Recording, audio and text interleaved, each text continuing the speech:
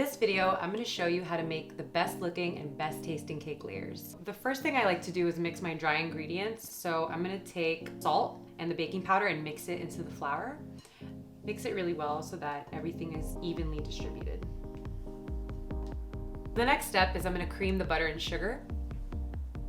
You want to make sure that your butter is at room temperature.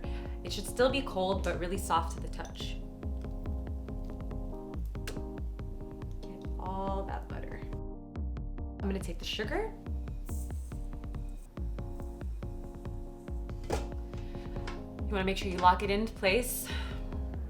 And I like to use a paddle attachment for this because it doesn't whip so much air into it. And my paddle attachment has the scraper so that it doesn't leave any batter on the sides of your bowl.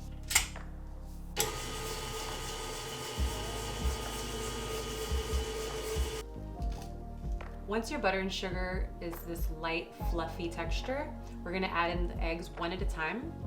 Let that combine before you add another egg. Add in your vanilla extract.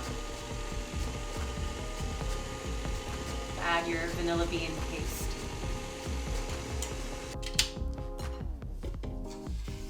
Start to add our dry ingredients and alternate that with the buttermilk.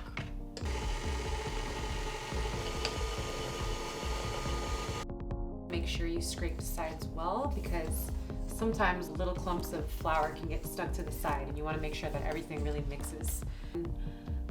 Cool, that's it. We're ready to pour the batter into the pans. We gotta make sure that we spray them with cooking spray and line them with parchment paper. I use parchment rounds. I just think that they're easier and just it saves time. And I always use a kitchen scale. I use it because it's just an easy way of making sure that there's enough batter or there's an even amount of batter in all the pans.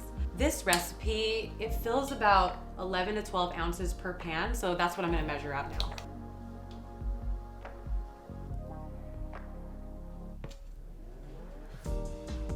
Also remember that every time you switch your pans out, to zero out the scale.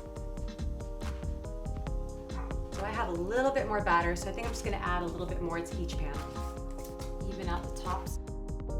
Now for the final step, I like to use cake strips because they create a flat top and it just avoids you having to cut off that extra dome. I cleaned up my workstation and it's been 33 minutes, so I'm gonna take my cakes out of the oven. Look at how nice and flat those cakes are. Okay, so we're gonna let this sit in the pan for 15 minutes before we flip it over, and we'll let it cool completely before we move on to the next step.